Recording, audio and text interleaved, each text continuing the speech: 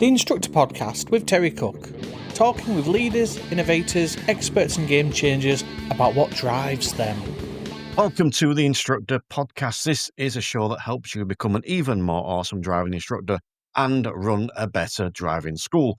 As always, I am your jolly northern host, Terry Cook. I'm delighted to be here, but I'm even more delighted that you have chosen to listen, because we are continuing our In Conversation series with the wonderful Diana Todd.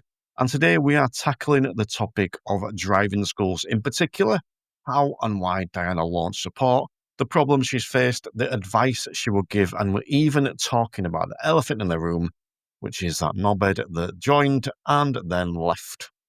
But just before we get stuck into that, I want to point you in the direction of the Instructor Podcast Premium. If you enjoy this content, you will get so much more from the Premium. We speak to some of the best in the industry and outside of the industry to help you run a better business, be a more confident instructor, and even get yourself a bit mentally and physically healthier as well.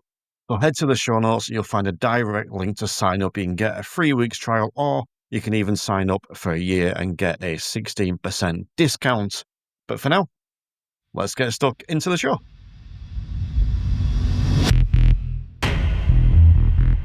All right, so we're delighted to be joined by the second edition of In Conversation with Diana Todd, by the actual Diana Todd. How are we doing, Diana?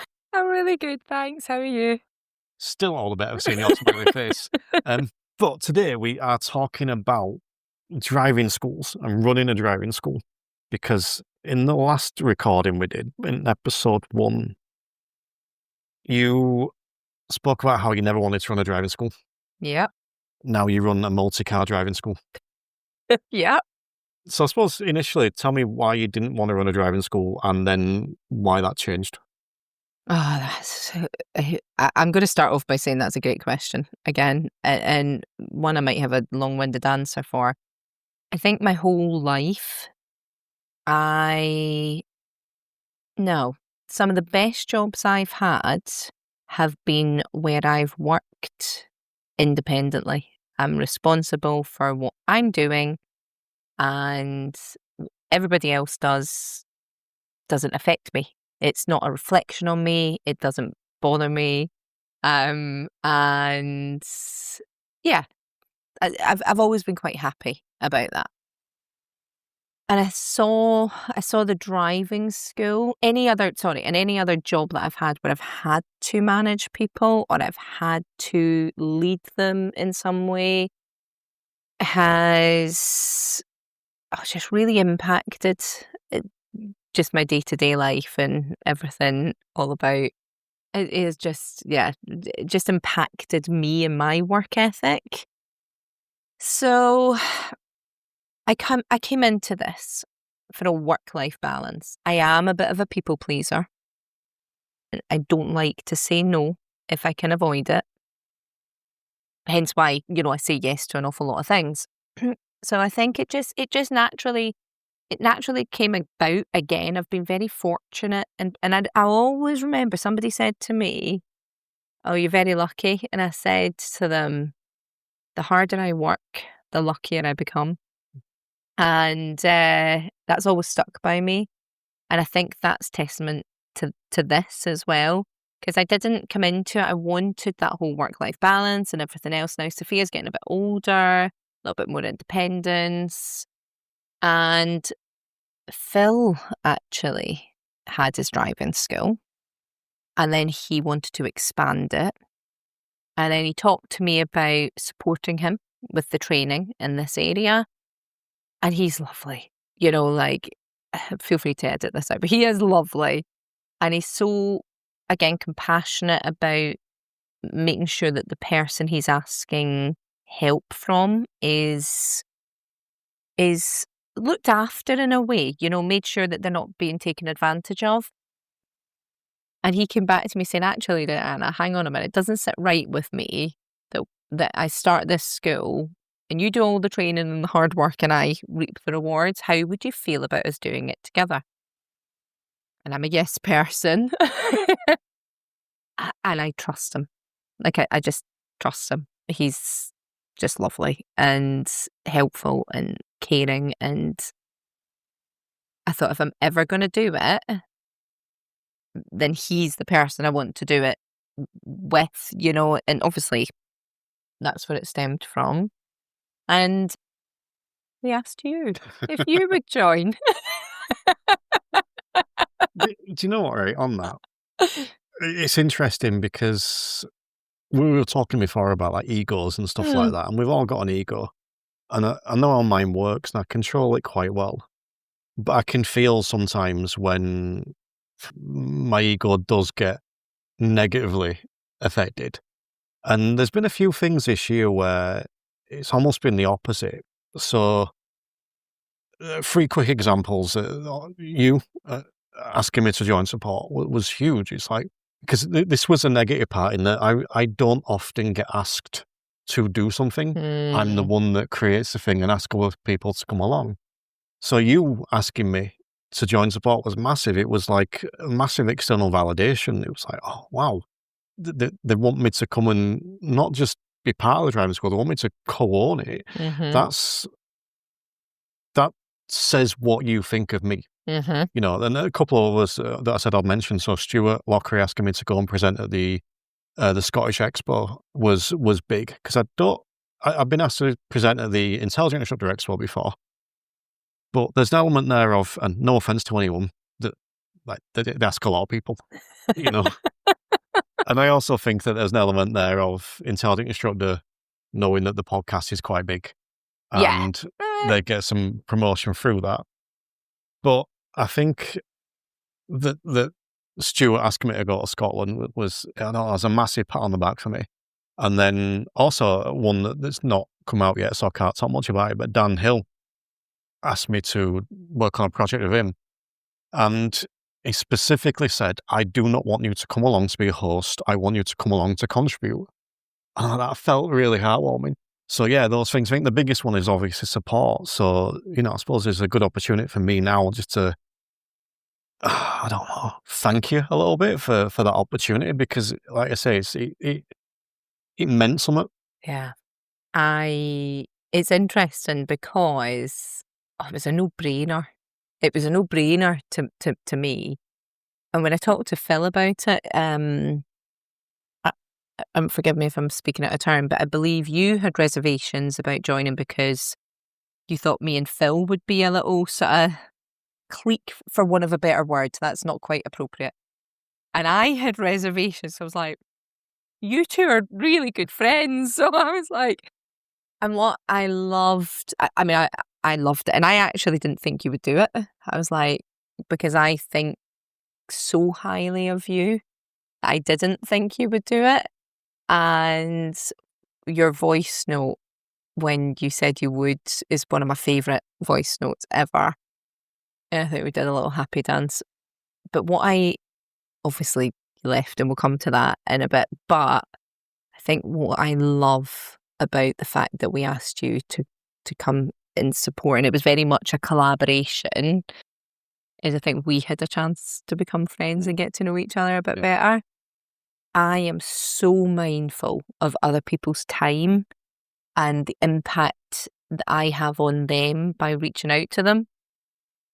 I don't often reach out to people because I don't want impact on them. And I think just through the fact that we had support, we had a chance to get to know each other a bit better. So I will be forever grateful for that. And, it's interesting. It goes back to what we were talking before about trust. There's a big part of that there. And I don't know if I call it a reservation necessarily about the click almost with you with Phil, but there was an awareness there. And I think what I would say is I was prepared in case it happened. I think that was it. It wasn't going to stop me, but it was interesting. And like I said, we'll come back on wildlife potentially, but let's talk a bit about the driving school to begin with, because there's going to be people out there that are listening to this that are maybe considering driving schools or wondering what goes into it. And this is something I can actually contribute to as well, I suppose, but what have you found challenging? What's been hard about creating and then running this multi-car driving school? That's a great question.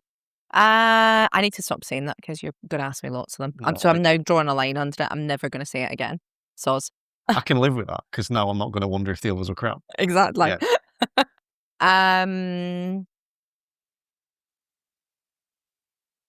I think the biggest challenge is getting instructors to understand the way that we want to train them and develop them and help them is coming from a kind place that's right for them. I think that's the biggest challenge, because you've got schools, no disrespect to them, it clearly works for them, it might not work for the instructor. And that's not me saying that it's our way or no way. We will adapt to the instructor's sort of needs. Of course we will.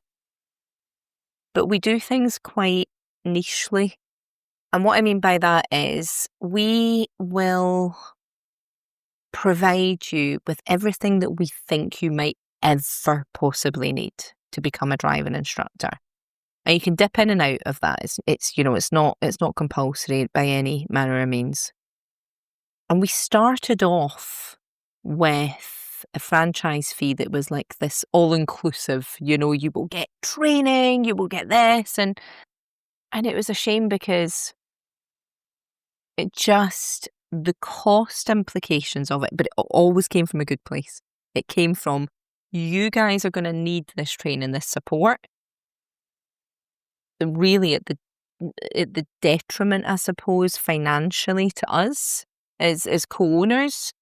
And just to put that into perspective, our franchise fee at that time was £125. £90 of that was given elsewhere to the trainers and the mentors. And the £35 was for Inspire and for the weekly support sessions and for the My Drive Time app and the Honest Truth and everything else. So literally as co-owners, we earned minus something like that. So from a business perspective, it wasn't the sort of best business model, but it came from a kind, caring, compassionate place. But from the PDI's perspective, they're like, hang on a minute, I've to pay £125 a week. Are you joking? And that's before I'm even on a pink badge. And it just trying to get that message across, I think, was our biggest struggle. So then we kind of had to do a blended halfy. That is an option. That is going to make you a really awesome driving instructor, but it may cost you more in the long run. And, that's something we had to balance out. And then we have the sort of traditional, if you like, franchise fee, but with a caveat. It really, and I think everybody that has come to us so far recognises that training is not secondary to delivering driving lessons.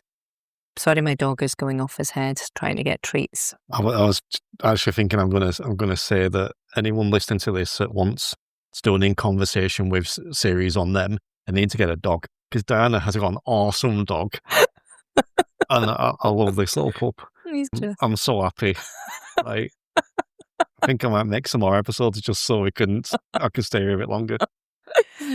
But yeah, I think I've lost my train of thought because he's like begging me for treats.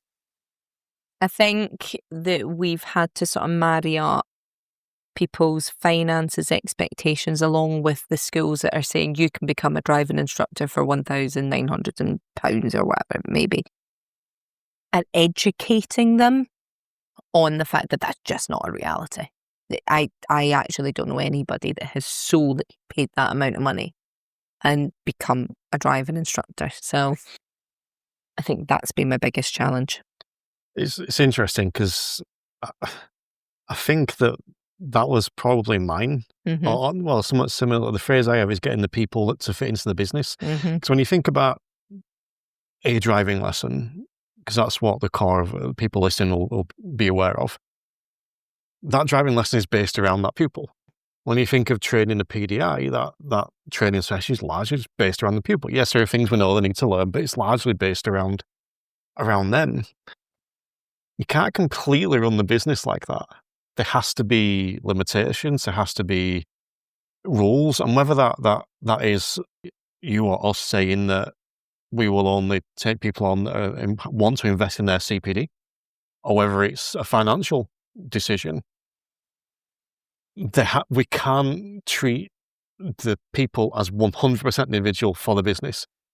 We treat them as individuals individually, but in the business, there has to be an element of they fit into this. Yeah. And I found that really challenging because, as an instructor and as someone that trains people, I'm used to just working with individual. And then when you run that business with multiple people, it has to be both. It has to be, this is managing the group and this is managing the person. Yeah. And yeah, I found that really challenging. Yeah. I think we're really lucky in the fact that we have the mentors, and the mentors are people. I'm interrupting. I need to interrupt there. It's not luck. You chose that. That's how you planned it. True. That isn't luck. That's you saying, this is how we want to do this. Yeah. Yeah. You make a really good point, actually. Yes. But I think we are fortunate that they said yes. They're the ones that chose to align themselves with our vision and what we're trying to achieve. So we've got lots of people out there sort of flying the flag for what we want to do in the industry. And because of that then attracts the right type of instructors. And we've got inquiries. And I think that's why I spend so much time with people that inquire to become a driving instructor. I spoke earlier because we've had lots of lovely conversations, so I can't remember if it was on air or not, but about a lovely lady I spoke with yesterday about why she absolutely needs to do her research and take stock of what's right for her. Because if it's purely financial in terms of the attraction, then it's going to be short-lived. Because often those are kind of like what's the word? Like an attention-grabbing price. It's just not reflective of what you will actually likely to need to qualify. What have you learned so far by running a school, a multi-car school? Because I think actually it's worth clarifying here, because you mentioned the mentors before. So the way support works is you've got a bunch of them awesome mentors / trainers, there's different roles, but that largely look after the PDIs that come in. So it's a slightly different structure to a lot of schools, but it did mean from day one, you immediately had this bunch of 20 mentors that you had to look after. So what have you learned? What's been I'm going to say it again. What have you learned since that? What have we learned? I think I've learned that it's okay to say no to something. I think I've learned that we have to work out a way of communication that is right for everybody, because actually sometimes we offer a lot. And that can be off-putting and overwhelming to people. So I think we have to communicate that there's an expectation that you commit to some CPD, but not all that's available to you. And I think that's really important, because support and overwhelm can so easily get mixed. I think I've also learned that we need to take a step back a little bit and let the mentors do their awesome job. At the moment, I'm so busy making sure I do right by everyone that I'm in danger of not necessarily doing right by everyone. So, I'm taking the fact that we've just come out of the summer holidays and there was various different priorities and stuff. And I think what I've learned in that instance is to make sure that I just manage that a little bit better and share with people what my priorities are going to be, and help the mentors understand that in advance of what their priorities might need to be as well. and take a little, when I say a step back, and I need to be really clear about that actually, taking a step back appropriately, not stepping back and just sitting and going, right, over to you peeps, but just giving them a chance to grow, develop. But like we do with our learners that are coming to the busier roundabout the first time, being there as a support. Like, they can text. We have a fantastic little network on Slack that we all sort of check in with each other. We have a support Facebook group. We check in with the instructors and the mentors every single week, bar one for some reason. We'll talk about that in a bit. But we also check in with the mentors separately and the instructors separately as well, to make sure they have their own private space to share stuff. And they know that, well, if they don't know now, they certainly will know after this podcast that they can text, they can call, they message. I got an awesome little update from Donna Renwick up in Scotland the other day with an instructor that she was supporting. And it's just little nuggets of information that, you know, she didn't share in the group, but she did share with me. And it's going back and forth and making sure that they have that resource as well. I mean, you mentioned before about one of me and you got to work together and got to know each other, which was good. But one of the things that I love about you is that you own when you make a mistake. Yeah. You know, and you kind of touch on some of the things you've learned there and then the struggles. It's like, I've always liked that from you. You'll openly go, yeah, do you know what? Balls out. Great. Here's how I've learned from it. Here's what I'll go next. And I think that's such a great quality. But like, support driving schools, still very new. It's not even a year old yet. It's like, in January we kind of made it official. So 9 months maybe. Less realistically, 8 months. But I think I definitely wanted to ask this question because I think it's easy to get further on and get to 10 years in and then start offering advice to people. But at that point, you're like millionaires, you know, and talking to people that are just starting out. So while it's this fresh, if someone was thinking of expanding a driving school, you know, or growing or starting or whatever word you want to use, their own driving school, what advice might you give to them? Oh, I think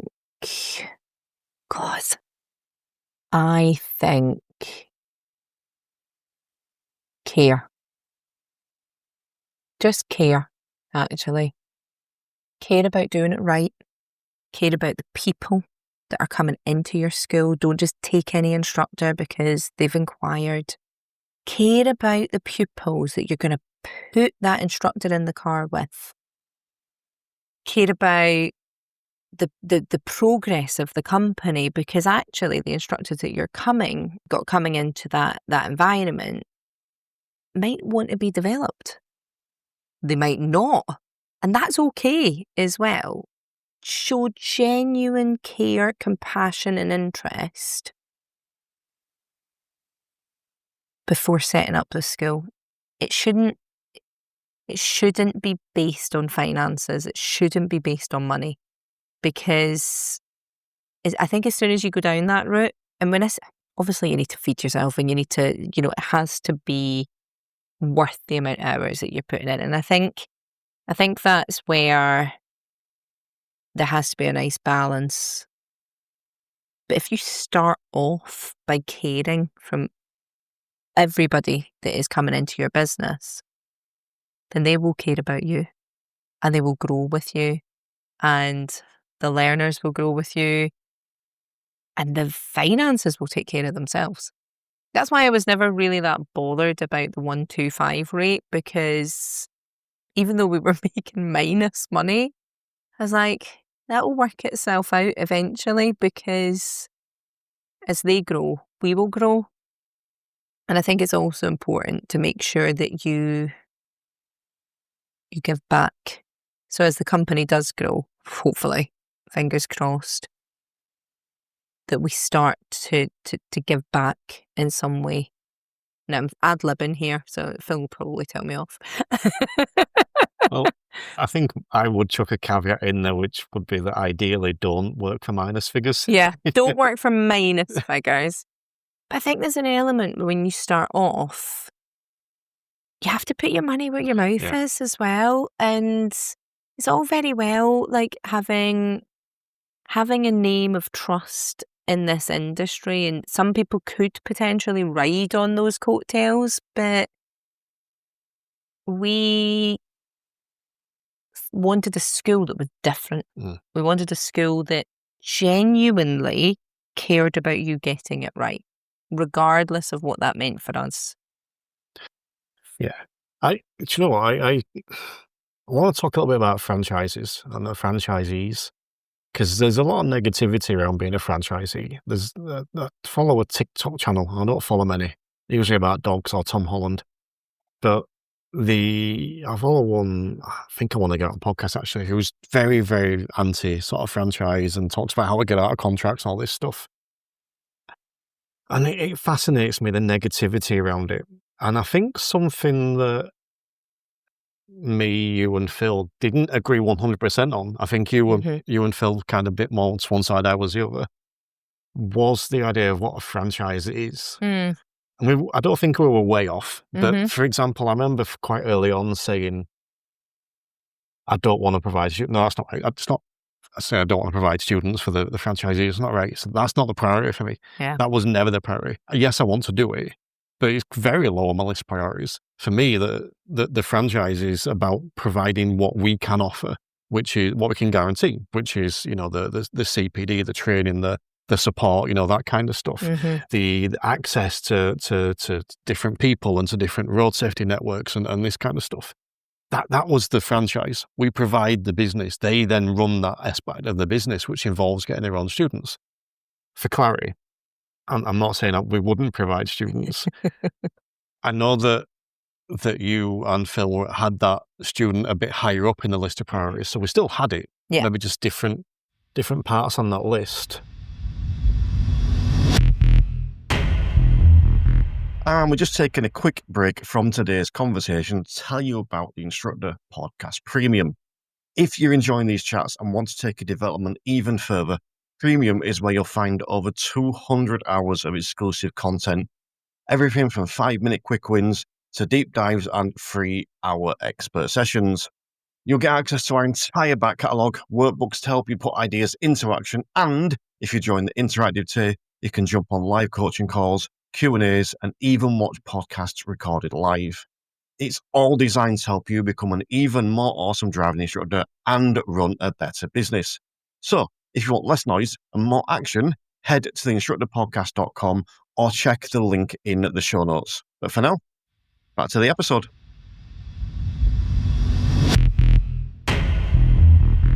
Just going back to the idea of being a franchisee, why do you think there's such a negative stigma around that?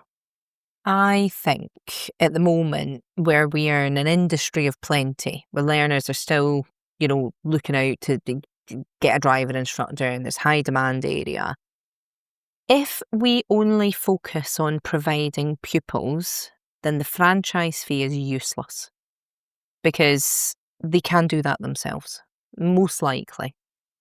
I think that pupils, certainly when you're coming into the industry, is something that they worry they won't be able to get.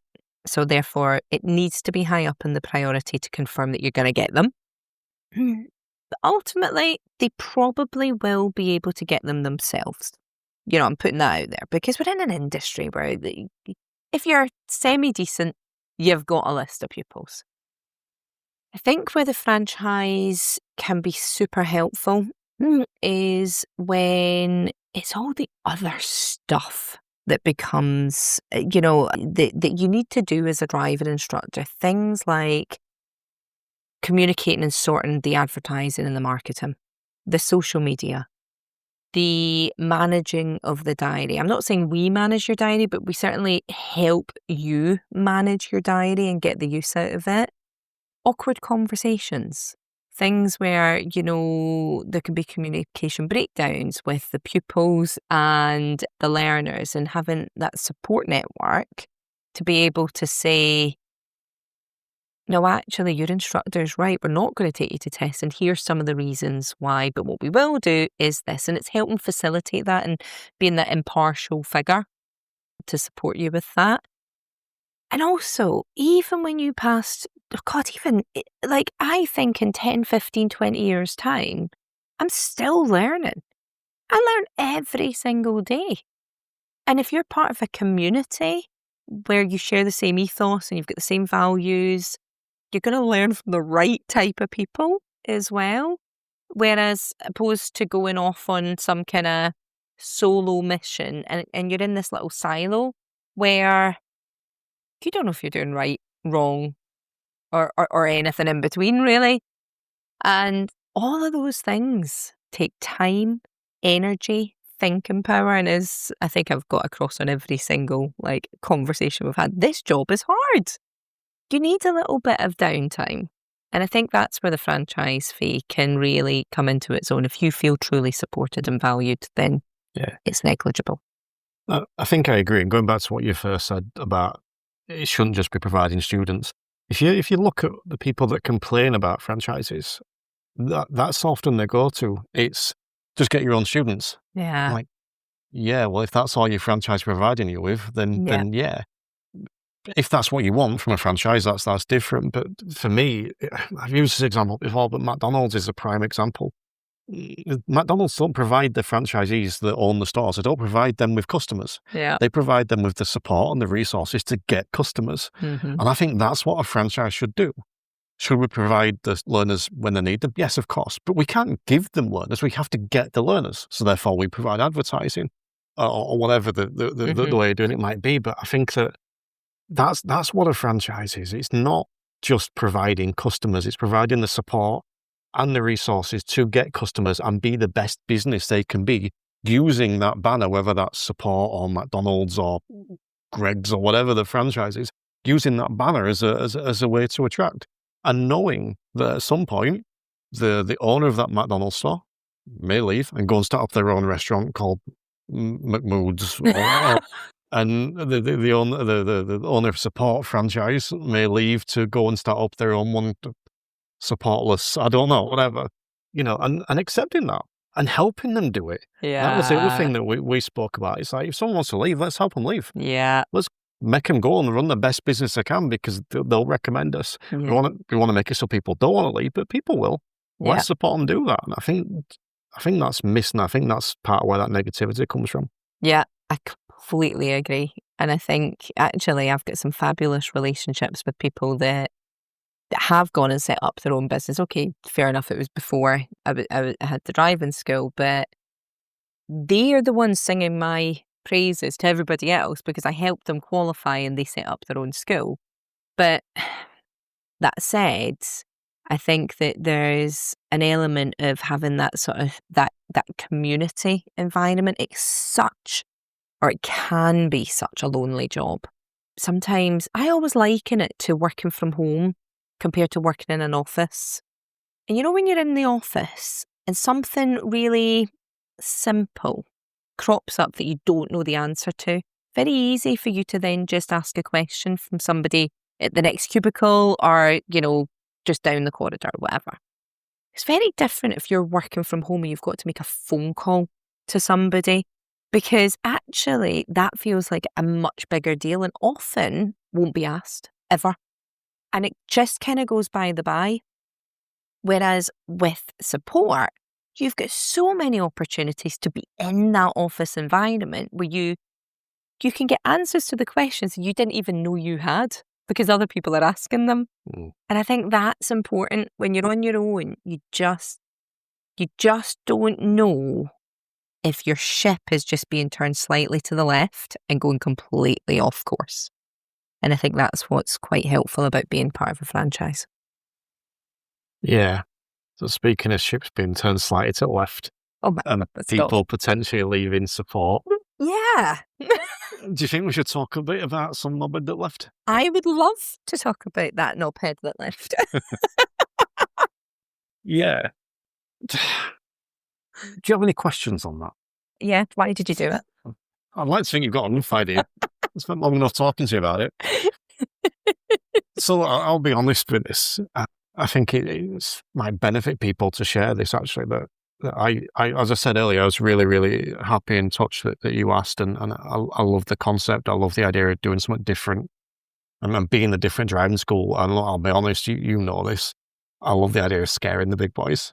I didn't know if it'd ever beat White Red or, anything like that, but I love the idea that we could actually make them look over their shoulder and go, oh crap, Yeah. there's someone over there that's doing something good and we're actually quite crap compared to them. I love that idea. But I learned something about myself pretty quick that I should have probably acted on early, if I'm being honest with you. And that is when I'm working with people and I have people dependent on me. So in support's case, you and Phil, dependent might be the wrong word, but reliant might be a better word. You and Phil, it was the mentors, it was the PDIs, it was the ADIs, and then also the learners as well. Yeah. Dependent on me. I go into a mode of neglecting my needs and prioritizing those needs. I should also chip in here, actually, if I'm being honest. I have got all kinds of issues, right? I've mental, physical, emotional. I've been a wreck for years, right? Now, I don't think I'm a wreck in the way of like I'm a disaster, although it feels like it at times. But there are things that crop up now and again that just like to throw a spanner in the works. And that's one of them. It was, so for me, what I found myself doing was massively prioritizing support, not just in terms of workload. And to clarify, this is my brain, not support. No, I hear you. But not just in terms of workload, but in terms of thinking time. Yeah. I've always valued my thinking time. I did a wonderful recording recently with Diana Todd where we spoke about that. But I've always valued that. And what I found was, like, on a morning, I'll go and do my first lesson at 10 a.m. And there'll be an hour in the morning where I either go outside or pace around the flat, and that's me getting prepared for the day. It's planning what I'm going to do. It's getting ideas for future. And I found that all that time was being designated to support. Yeah. And as such, as a driving instructor, I was suffering. I started struggling in terms of the students. People would pass and I wasn't replacing them. And I found myself cancelling the odd lesson, not like short notice, but like, oh, this Friday, I could do a meeting with support. Right, I'll drop those lessons, I'll tell them, and they were fine with it, I won't mess anyone about. But it was prioritizing that. It was also let it infringe on the personal time. So I've always been good at delegating time, divvying time up. So, someone reaches out to me now and says, Terry, you're free for a chat. I'll be like, in fact, someone has this week. Someone literally, Terry, I've got an opportunity for you. Can we talk about it? Yeah, next week. Literally, it's what I said. If I miss it, I miss it. That's when I'm free. I'm not free this week. I'm busy. But during the time with support, someone reached out to me. It's like, yeah, okay. Yeah. And it will be giving up an evening, giving up an afternoon, whatever. And that's on me, again, just to clarify. But I think it started to affect every aspect of my life. And then this was a big part of it. And then I got to a point where I was just struggling. So I was struggling financially because, again, we spoke about the money that support was making. I remember I said it when my first meeting with you guys, but you guys knew it anyway, which was we aren't making out this year. Yeah. We know that because anything we do make could be reinvested back in. Absolutely. But obviously putting time into support and taking out of my business means I'm not earning money elsewhere. So it kind of, that affected me. And I don't think I realized it was affecting me. And because my brain's an interesting place anyway, like I had some stuff go on. I had some personal stuff go on. I don't know if I told you about this. I can't tell the story on the episode, but I had someone smash up my flat. Oh my God. Did I not tell you that? No. Well, that's a great story for when I stopped recording. But yeah, I had that happen. And all this kind of stuff that just built up, and there were other little things I was finding annoying in the industry as a whole. I won't name them because they're less annoying now. I'm out of the situation, but little things that were just starting to really bug me. And I got to a point where I was going to bed all night. I think I don't really want to wake up tomorrow. Just because it's like, I don't want to do it again. Yeah. I don't want to have to keep doing this slog. And I'm like, I need to change something before I do something stupid. Yeah. And that's where I'm like, right, the thing that needs to change is support. And it's such a shame because I would have loved to have stayed and I think I contributed while I was there. I would have loved to have stayed and continue contributing and continue working with people, helping it grow and But I'm like, it's that thing where you need to look after yourself, you know. And I kind of joked before about being millionaires, but I genuinely look at it that way. Like I've just blown a massive financial opportunity by walking away. I know that, you know, this is being honest. Business opportunities, financial opportunities for all kinds of stuff in the future. By walking away, I've taken a lot of those opportunities away.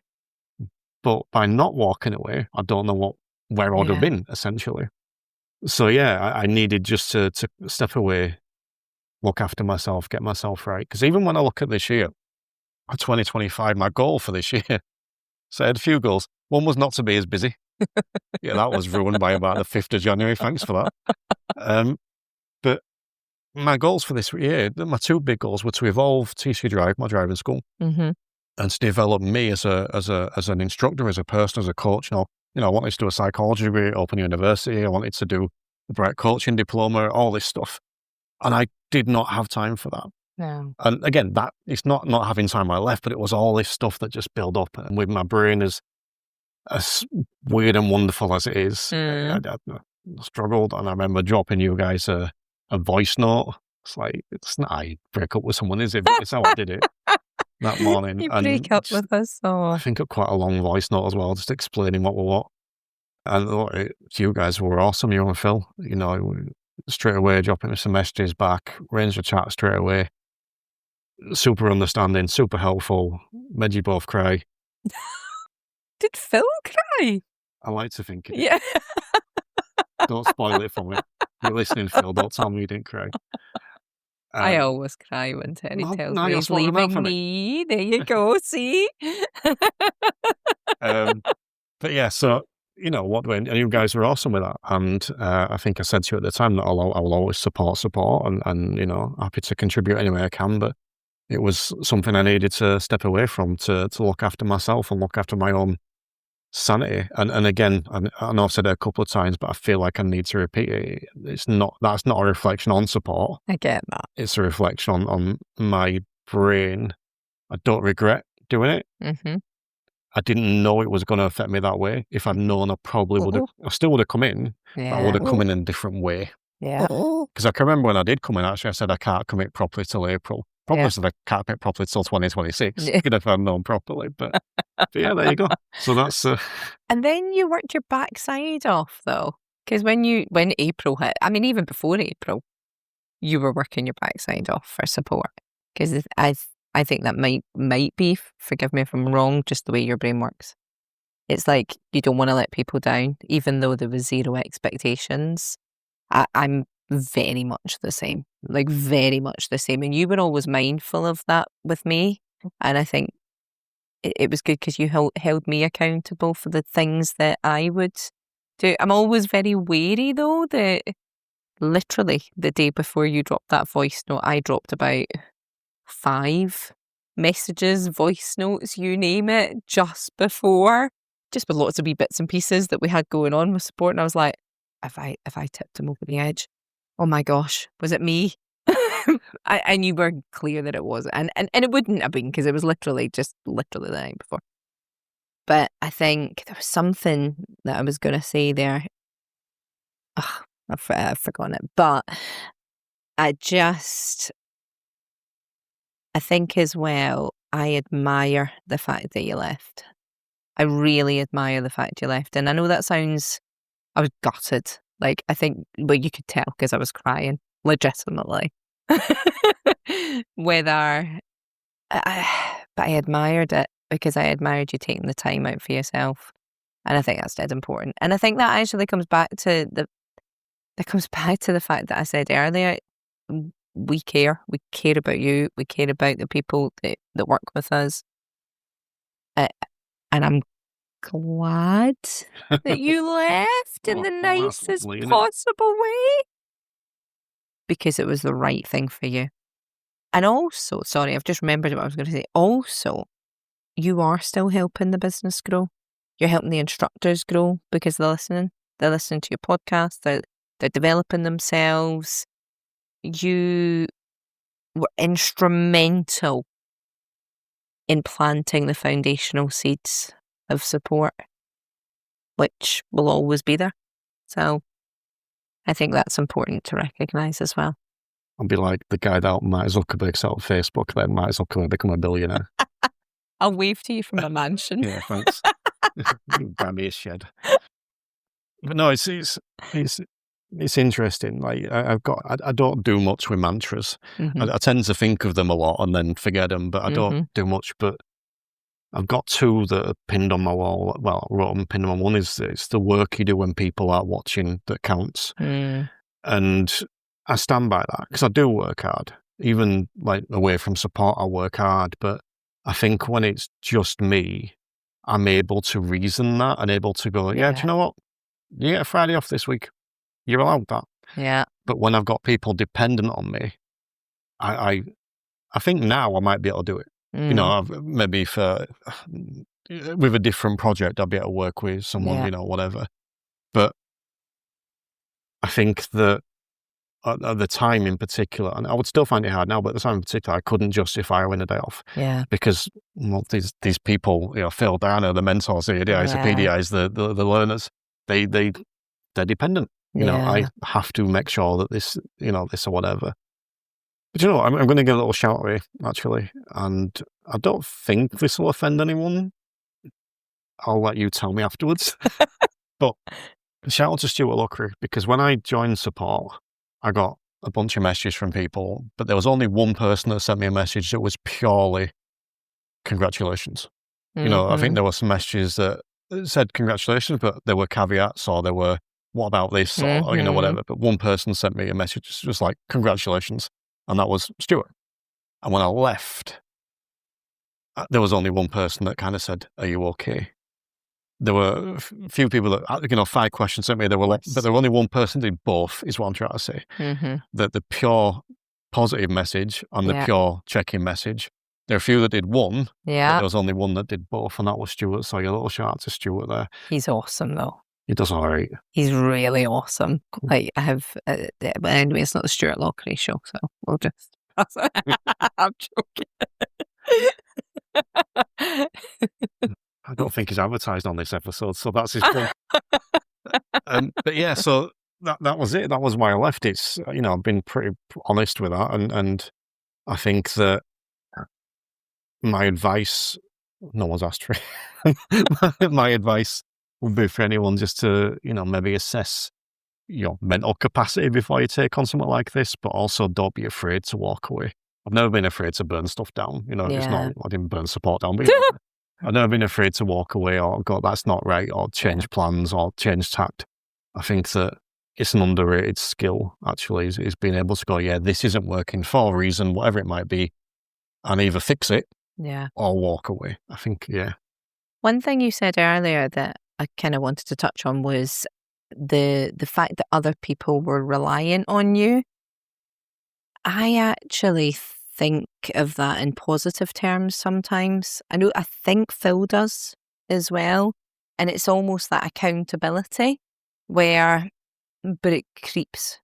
You know, we talked about that sort of overwhelm and support. We were all there for each other, but we also didn't want to let each other down. And I'm very guilty of that. I will sacrifice everything personally other than my daughter. And even then, bless her, you know, she's been, it's poor Stuart and bless her. She sometimes, well, that's just life, isn't it? Kind of gets sacrificed. But I think I like to have the accountability of having somebody reliant on me, and that pushes me, not too much though, because I've said it before, and it's been a big learning curve for me this year. I said it earlier.